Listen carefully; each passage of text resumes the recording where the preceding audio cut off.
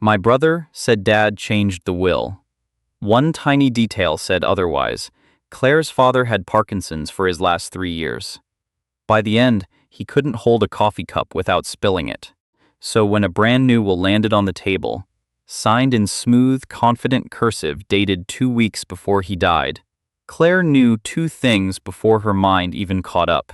Her father hadn't signed it, and her brother was standing too close, waiting to see if she'd notice.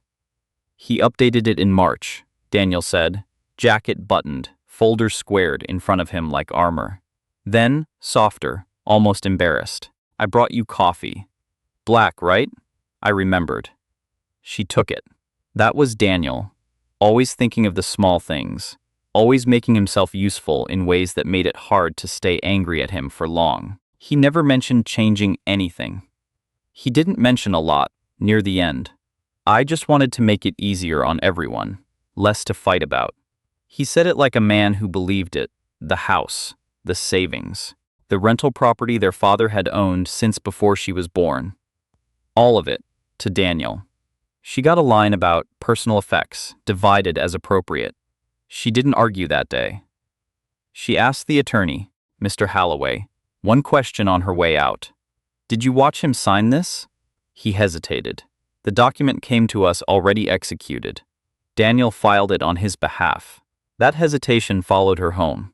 She called Priya, an old friend who spent her days buried in title and property records, half hoping to be told she was imagining things. I'm not the right person for this, Priya said after listening. But I know someone who is, Thomas called her. 20 years reading documents other people missed. Call him before you talk yourself out of it. Thomas was unhurried on the phone, the way people are when they've stopped needing to prove anything. Bring me what you have, he said. I won't tell you who's lying. I can only tell you what doesn't belong together.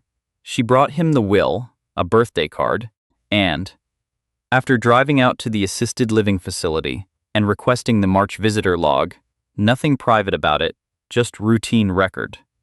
11 visits from Daniel that month, against nursing notes, describing a chest infection so severe their father had barely left his bed. Thomas didn't start with a microscope. He started by printing the will's text line by line on long strips of paper, laying them side by side across his desk.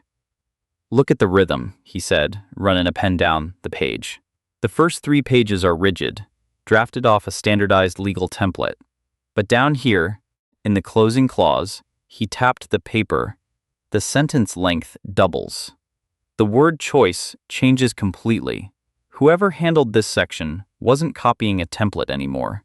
They were writing from memory. Claire leaned in, reading the line he'd underlined in pencil. And to remember the quiet mornings with Biscuit by his side. She sat with it a long moment before it landed. Biscuit had died 2 years before this will was supposedly written. Her father had cried holding that dog's collar in the driveway, unable to stand up straight from the weight of it. She remembered, with a jolt, a line from his notebook, one she'd read at the funeral and nearly forgotten. The mornings are too quiet now, not with Biscuit. Without him, Daniel had been living 3 states away through most of that stretch, assuming everything had stayed frozen in time the moment he left. That's not a legal detail, Thomas said quietly. Legal language gets forged carefully. Nobody forges grief carefully. Nobody stops to check whether the dog is still alive when they're writing what they think their father would say. The signature could be argued.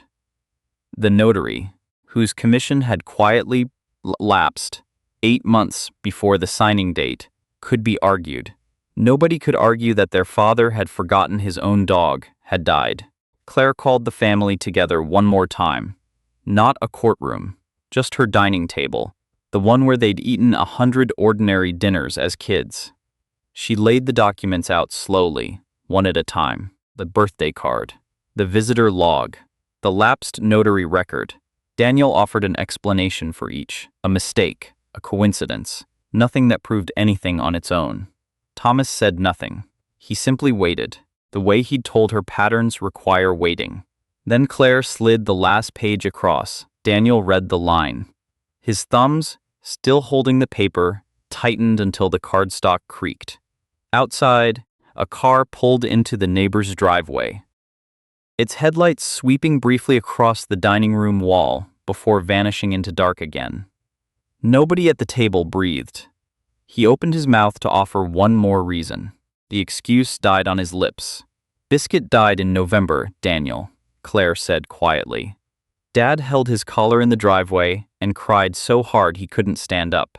You weren't there. You were 3 states away, assuming everything stayed exactly how you left it. The silence stretched long enough that the refrigerator's hum in the next room became the loudest thing in the house. I didn't think anyone would check, Daniel finally said, so quiet it barely reached across the table. Nobody raised their voice. Nobody needed to. The house went into probate review, and the fabricated document was set aside for an older one. Imperfect, outdated in places, but genuinely their father's, splitting things the way he'd actually intended before anyone rewrote it for him. Daniel didn't go to prison. Nobody wanted that. But something quieter was lost that evening. The ease with which his sister used to believe him, without checking. Months later, cleaning out a drawer, Claire found an old photo of her father kneeling in the yard, Biscuit's head tucked under his arm, both of them squinting into the same sun. She keeps it on her desk now, not as evidence of anything, just as a reminder of what the real thing actually looks like. The most dangerous assumption isn't believing you're right, it's forgetting that someone, somewhere, still remembers the truth well enough to notice when it's missing. If you've ever caught a detail that didn't fit, tell me what it was. I read every comment.